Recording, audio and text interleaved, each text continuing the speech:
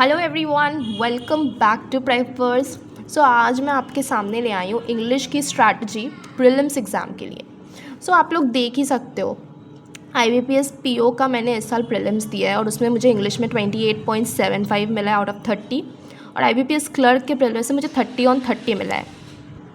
ये ईयर मेरा banking examination preparation का फर्स्ट ईयर था और मैंने अपनी प्रिपरेशन जुलाई से शुरू की थी SBI PO के नोटिफिकेशन के बाद। ऑल्दो मैंने SBI PO का एग्ज़ाम नहीं दिया था बट पढ़ाई मैंने उसके बाद ही स्टार्ट कर दी थी। एंड पहले ही अटैम्प्ट में मैंने किस तरीके से इंग्लिश में इतना स्कोर किया है आज के इस वीडियो में मैं आपके साथ यही शेयर करने वाली हूँ। तो सबसे पहले हम लोग देखेंगे मेन फोकस जो था हमारा सिलेबस होने वाला है। सबसे पहले प्रीलिम्स में जो टॉपिक्स है जो काफ़ी ज़्यादा वेटेज रखता है, सबसे ज़्यादा वेटेज रखता है हमारा RC, that is reading comprehension. Error detection आते हैं 5 मार्क्स के पूरे, फिल इन द ब्लैंक्स आते हैं और क्लोज टेस्ट आते हैं और एक पैराजम्बल ज़रूर आता है। ये प्रीलिम्स का बेसिक स्ट्रक्चर है जिसको ध्यान में रख के हमें हमारी पूरी प्रिपरेशन करनी है।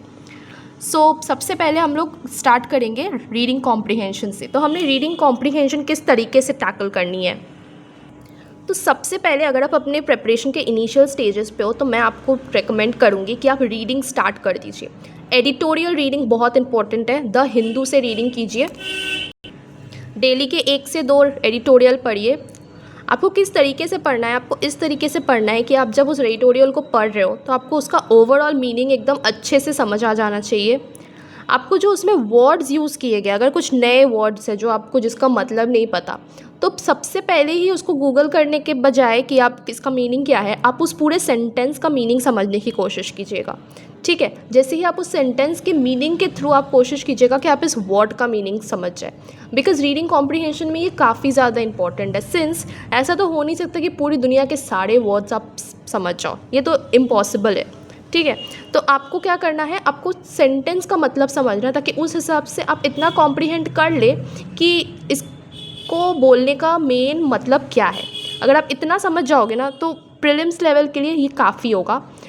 एंड आगे के और इम्पॉर्टेंट स्टेजेस के, दैट इज़ जो मेंस एग्जामिनेशन है, उसमें के लिए भी ये ओवरऑल मीनिंग समझना काफ़ी ज़्यादा इम्पॉर्टेंट होगा। आपको कोई वर्ड अगर नहीं समझ आ रहा है तो सबसे पहले आपको सेंटेंस का मीनिंग समझना है, उसके थ्रू आपको उस वर्ड का मीनिंग समझने की कोशिश करनी है और उसके बाद आपको उस वर्ड का मीनिंग आप गूगल करोगे। एंड मेक श्योर कि आप एक नोटबुक मतलब कैरी करो अपने साथ हमेशा जब भी आप ये सब कर रहे हो, ताकि जो भी नए वर्ड्स आए आप उस नोटबुक में नोट डाउन कर लो। एंड जैसे ही आप उस वर्ड को नोट डाउन करो, आप अपने हिसाब से उस वर्ड को लेकर एक सेंटेंस बना लो। इससे क्या होगा, आपको उसका मतलब याद हो जाएगा। ठीक है, आपको वो वर्ड आपके दिमाग में छप जाएगा। तो RC करने से पहले आपको जो मेन चीज़ें स्टार्ट करनी है, सबसे पहले आपको एडिटोरियल रीडिंग स्टार्ट करनी है। द हिंदू पढ़ोगे आप, ठीक है, हिंदू से आप 1 से 2 एडिटोरियल डेली का पढ़ोगे। आपको ओवरऑल मीनिंग समझना है, आपको वर्ड्स के मीनिंग समझना है सेंटेंस के यूज़ करके। उसके बाद आपको अपनी वोकैब इंप्रूव करने के लिए वो वर्ड का मीनिंग गूगल करके अपने कॉपी में नोट डाउन करना है। ये स्टेप के बाद आपको कैसे RC सॉल्व करना है। सबसे पहले तो आपके पास जो भी RC आएगा उसको आपको स्किम करना है, दैट इज़ आपको उसको लाइटली रीड करना है, मोटा मोटा ऊपर से आपको मतलब इसका समझ लेना है और उसके बाद आपको सारे क्वेश्चंस रीड करने हैं। ठीक है, सारे क्वेश्चंस रीड करने के बाद आपको RC में जाकर जनरली प्रीलिम्स लेवल में आपको बहुत इजीली क्वेश्चन के सॉल्यूशन मिल जाएंगे। अगर आपने अपनी पढ़ने की जो स्पीड है और अंडरस्टैंडिंग है वो इम्प्रूव करके रखी होगी तो आपको आंसर्स मिल जाएंगे बहुत ही अच्छी तरीके से। तो आप पहले स्किमिंग करोगे, उसके बाद आप क्वेश्चंस रीड करोगे, फिर क्वेश्चंस के हिसाब से आप ऑप्शंस में उसके आंसर ढूंढने की कोशिश करोगे। ठीक है, जैसे ही आप आंसर ढूंढने की कोशिश करोगे आपको आपका ऑप्शंस में से मेजरली 2 ऑप्शन बहुत जल्दी एलिमिनेट हो जाते हैं और बाकी 2 ऑप्शन में जो कन्फ्यूजन होता है वो दोबारा से जब आप पैसेज पढ़ोगे वो क्लियर हो जाएगा। तो ये होगी RC की टेक्निक। डेली का आपको 4 RC तो बनाना ही है, बहुत इंपॉर्टेंट है प्रैक्टिस के लिए। अभी से स्टार्ट कर दो डेली का 4 RC बनाना। नेक्स्ट आता है इंपॉर्टेंट सेक्शन जो कि है एरर डिटेक्शन। ना सिंस अभी हम अपने इनिशियल फेज़ में, अभी एग्ज़ाम्स थोड़े दूर है, अप्रैल में या जून जुलाई से एग्ज़ाम स्टार्ट होंगे, तो आपको सबसे पहले जो करना है वो है 120 रूल्स ऑफ ग्रामर करनी है। ठीक है, यूट्यूब पे काफ़ी वीडियोस मिल जाएगी आपको 120 रूल ऑफ ग्रामर की, आपको वो करना है। सब्जेक्ट वर्ब एग्रीमेंट करना है, इससे रिलेटेड काफ़ी सारे एरर डिटेक्शन के क्वेश्चंस आते हैं। टेंसेस रिलेटेड काफ़ी क्वेश्चंस आते हैं और प्रेपोजिशन रिलेटेड भी क्वेश्चंस आते हैं। ये सारे टॉपिक्स कवर अप कर लेने के बाद आपको एरर स्पॉटिंग स्टार्ट करनी है। आपको डेली के, I am telling you, after ये सब कंप्लीट हो जाने के बाद आपको डेली के 15 से 20 एरर डिटेक्शन के क्वेश्चंस करने हैं, एरर स्पॉटिंग करनी है। बिकॉज आप जितनी प्रैक्टिस करेंगे, the more you practice the more आपका कॉन्फिडेंस आएगा, आपको एरर देखते ही समझ आएगा, आपको रूल्स आपके दिमाग में छप जाएंगे और बहुत ईजीली आप एरर स्पॉट कर पाएंगे। तो प्रैक्टिस बहुत इंपॉर्टेंट है। वंस आप ये सारे टॉपिक्स कर लो एक एक करके, डेली से 15 से 20 एरर स्पॉटिंग करनी है, वो भी डिफरेंट टाइप्स के, ठीक है। जो नेक्स्ट चीज़ जो प्रीलिम्स में काफ़ी आता है वो है क्लोज टेस्ट और फिल इन द ब्लैंक्स। इसके लिए वोकैब और ग्रामर बहुत ज़रूरी है। तो आप जो आरसी के लिए और जो एरर डिटेक्शन के लिए जो आप वोकैब और ग्रामर करोगे, दैट इज़ आरसी के लिए आप जो वोकैब कर रहे हो और एरर डिटेक्शन में जो ग्रामर कर रहे हो, वो दोनों ही इस टॉपिक में बहुत हेल्प करेगा आपको। इसके लिए आपको कुछ नया से करने की कोशिश नहीं करनी है, ठीक है।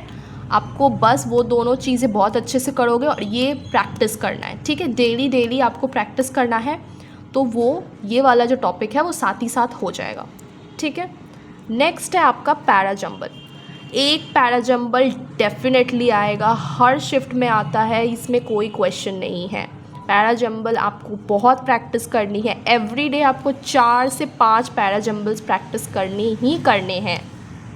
सो पैराजंबल करने का जो तरीका मैं इस्तेमाल करती थी, मैं सबसे पहले पहला सेंटेंस जो है वो ढूंढने की कोशिश करती थी एंड उसके बाद मैं पेयर्स बनाती थी। तो ये मेरा एक शॉर्ट सा तरीका था। अगर आप लोगों को चाहिए तो मैं इसके लिए अलग से एक वीडियो बना सकती हूँ कि पैराजंबल्स मैं कैसे सॉल्व करती थी, बिकॉज जनरली इस स्ट्रैटेजी से मेरे पैराजंबल्स बहुत ईजीली सॉल्व हो जाते थे। तो अगर आप लोगों को वीडियो चाहिए तो बताइएगा, मैं इसके ऊपर भी वीडियो बना दूँगी।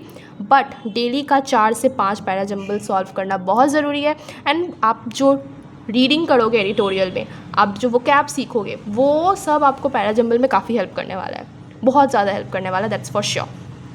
तो ये थे मेजर चीज़ें जो प्रीलिम्स में आती है। ये सब चीज़ें आपको एज इट इज़ मैंने बताया, आप वैसे कर लीजिए। बहुत हाई चांसेस है कि आपको बहुत अच्छा स्कोर मिलेगा प्रीलिम्स में। एंड इसके अलावा जब आप ये बेसिक्स अपना क्लियर कर लो, I will tell you, February से या तो मार्च से डेली एक सेक्शनल मॉक लगाना स्टार्ट कर दीजिए, जिस मॉक से आपको आपकी मिस्टेक्स पता चलेगी, आपके क्वेश्चन सिलेक्शन कैसे हैं वो पता चलेगा, और आपकी स्पीड और एक्यूरेसी भी आपको पता चलेगी। सो वंस आपने अपनी बेसिक्स कवर कर ली हैं, दैट इज़ आप एडिटोरियल पढ़ रहे हो ऑलमोस्ट 1 महीने से, आप रेगुलरली पैराजंबल्स कर रहे हो, रेगुलरली आरसी सॉल्व कर रहे हो, वो कैब इंप्रूव कर रहे हो, ये सब करते करते जब 1 महीना हो जाए, आपके जो ग्रामर के टॉपिक्स है वो सब हो गए, उसके बाद आपको डेली का एक सेक्शनल मॉक लगाना है। बहुत इंपॉर्टेंट है। आपको इससे अपनी गलतियाँ आपको पता चलेंगी, आपको पता चलेगा कौन से क्वेश्चन में आपको टाइम लग रहा है, तो आपको टाइम कैसे कम करना है, आप वो भी खुद ही डिसाइड कर लोगे उस समय।